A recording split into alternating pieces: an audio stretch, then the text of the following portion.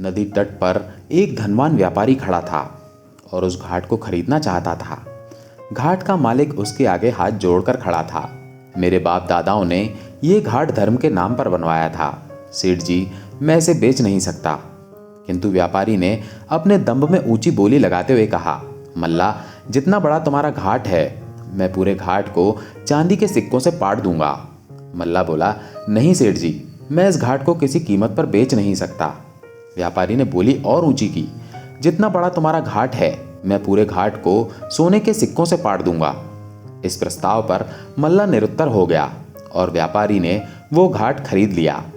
अपने मुंशी से घाट की सारी नाव हटाकर वो घाट को अपने कब्जे में ले लेता है और फिर रोजाना की तरह आज भी ऊंची आवाज में हुंकार भरता है कोई याचक जिसे कोई धन की आवश्यकता है, बेखटक मुझसे मांग सकता है। व्यापारी का नाम कोटकर्ण था। वो इतना धनवान था कि उसके कान का एक कुंडल भी 1 करोड़ का था। इसलिए वो कोट के नाम से प्रसिद्ध हो गया था। लोग उसके पास कर्ज अथवा मदद मांगने आते तो वो उनकी कीमती वस्तुएं गिरवी रखकर ब्याज पर ऋण दे देता। एक दिन एक छोटा व्यापारी धनंजय उसके पास आया और अपनी व्यथा सुनाई। सेठ जी, कुछ डाकुओं ने मेरी नौका लूट ली। सारा सामान या तो लुट गया या डूब गया। मुझे कुछ धन की आवश्यकता है ताकि मैं फिर से अपना व्यवसाय शुरू कर सकूं। सेठ जी ने पूछा, गिरवी रखने के लिए क्या है तुम्हारे पास? व्यापारी बोला, मेरे पास अभी कुछ नहीं है। कोटकर्ण की दृष्टि उस व्यापारी की उंगली पर पहनी एक बेशकीमती अंगूठी पर पड़ी। वो बोला, ये अंगूठी तो है तुम्हारे पास? व्यापारी ने बताया, ये हमारे पुरखों की निशानी है, उनका सम्मान है, इसे मैं नहीं दे सकता। कोटकर्ण ने अपने मुंशी को आवाज लगाई, मुंशी जी, इसके हाथ से अंगूठी उतार लो और जितना धन ये मांगे उतना दे दो, बिना किसी ब्याज के, और अगर ये धन लौटाने में विफल रहे तो भी कोई बात नहीं। और इस प्रकार वो बेशकीमती अंगूठी भी उसने खरीद ली और उस व्यापारी के सम्मुख ऊंची गर्दन कर कहा, धनंजय, याद है मैंने एक दिन तुमसे कहा था कि मैं तुम्हें खरीद लूंगा। व्यापारी धनंजय सिर झुकाए लाचार खड़ा था। अगले दिन फिर बीच बाजार में एक ऊंचे चबूतरे पर खड़ा होकर कोटकर्ण ने रोजाना की तरह पुकार लगाई, है कोई याचक जिसे धन की आवश्यकता हो? अगर किसी को धन की आवश्यकता है तो मुझसे मांग सकता है कोई याचक? एक भिखारी उसके सामने अपना कटोरा लेकर खड़ा हुआ, मैं हूं याचक, मुझे चाहिए धन। सेठ जी ने पूछा, कितना धन चाहिए? भिखारी बोला, मुझे आपका अहंकार चाहिए, लाओ दो अपना अहंकार। सेठ चिढ़ते हुए बोला, ये क्या बकवास है? अहंकार कोई वस्तु है जो मैं तुम्हें दे दूं? मांगना है तो सोना चांदी, अन्न वस्त्र अथवा धन, कुछ भी मांग लो। भिखारी बोला, सोना चांदी साम्राज्य देना आसान है सेठ जी, भूख तो मैं पेड़ पौधों की जड़ों को खाकर भी मिटा लेता हूं। तेरा धन और तेरा साम्राज्य मेरे लिए तुच्छ है। मुझे कुछ दे सकता है तो अपना अहंकार दे। सेठ, पहचान खुद को, पहचान, जो तू दिखता है वो तू है नहीं, और जो तू है उसे तू देखना नहीं चाहता। और ऐसा कहकर वो भिखारी चला गया और पीछे छोड़ गया सोच विचार में उलझे कोटकर्ण को। कोटकर्ण का अहंकार चोट खा गया। रात भर उसे नींद नहीं आई।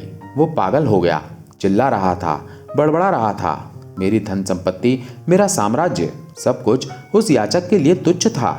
जिस संपत्ति को पाने के लिए मैंने दिन रात एक कर दिया, परिश्रम किया और दिन रात तिकड़म में बिताई, वो सारी संपत्ति उस भिखारी के लिए तुच्छ थी।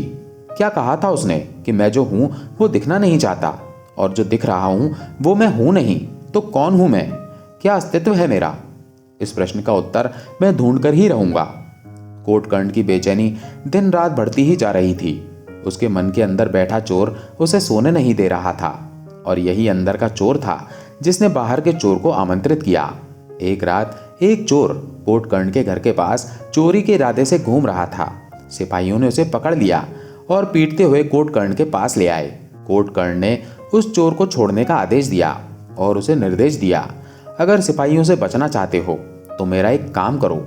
और कोटकर्ण के कहे अनुसार वो चोर चुपचाप व्यापारी धनंजय के घर में घुसा।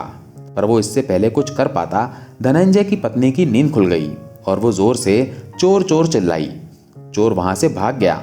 दोनों पति पत्नी ने देखा कि वो चोर वहां एक बड़ी सी पोटली में चावल और उस चावल के अंदर वो अंगूठी छोड़ गया है।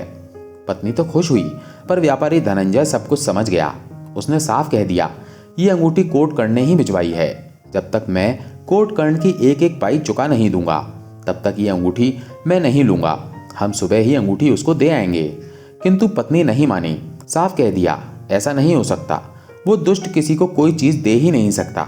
ये चोर जरूर आपका कोई शुभचिंतक है, जिसने ये अंगूठी उसके घर से चुराई है और हमें दी है। मैं नहीं लौटाऊंगी, चाहे आप कुछ भी कहो। दोनों पति पत्नी में इसको लेकर बहस हुई। धनंजय कुछ नहीं कह पाया और वापस जाकर सो गया। किंतु भाग्य का लिखा भी बड़ा अजीब था। उस रात धनंजय को दिल का दौरा पड़ा और उसकी मौत हो गई। इधर कोट कर्ण की बेचैनी और व्यथा को चैन नहीं मिला, तो उसने अपना घर बार, धन दौलत, अपना नगर सब कुछ छोड़ दिया और वो एक साधु और एक याचक बनकर भिक्षा में मिले हुए भोजन पर अपना जीवन काटने लगा। और कई वर्षों के बाद जब वो अपने नगर वापस लौटा तो लोगों ने उसे पहचान लिया और पूरे नगर में खबर जंगल की आग की तरह फैल गई कि सेठ कोट कर्ण अब एक याचक, एक आचार्य बन चुके हैं।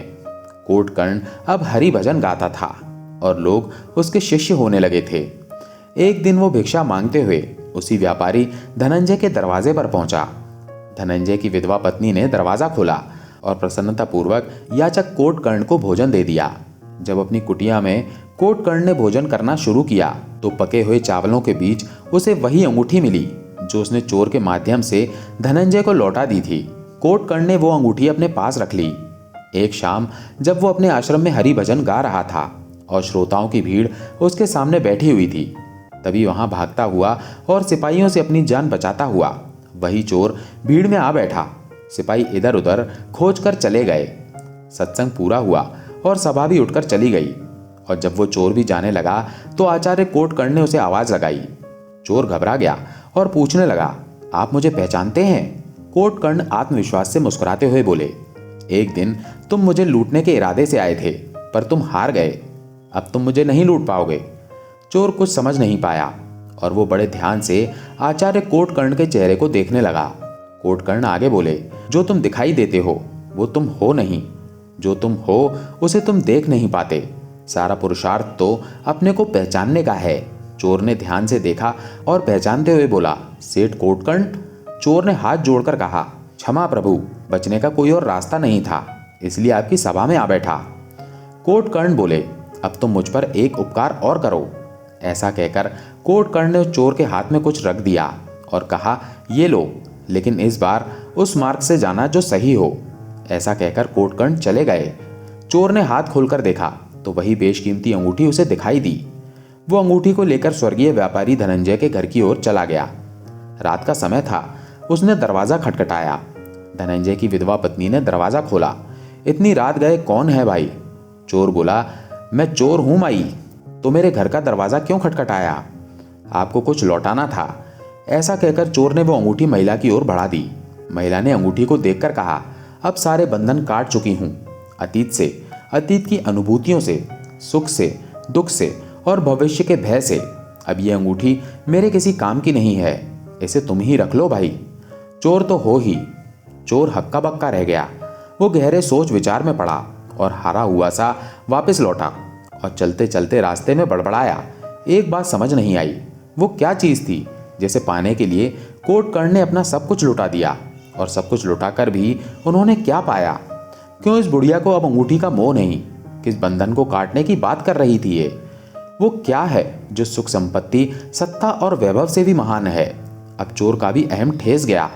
वो दृढ़ होकर बोला, मैं भी पक्का वाला चोर हूं। मैं कोट कर्ण से उस चीज को लेकर ही रहूंगा।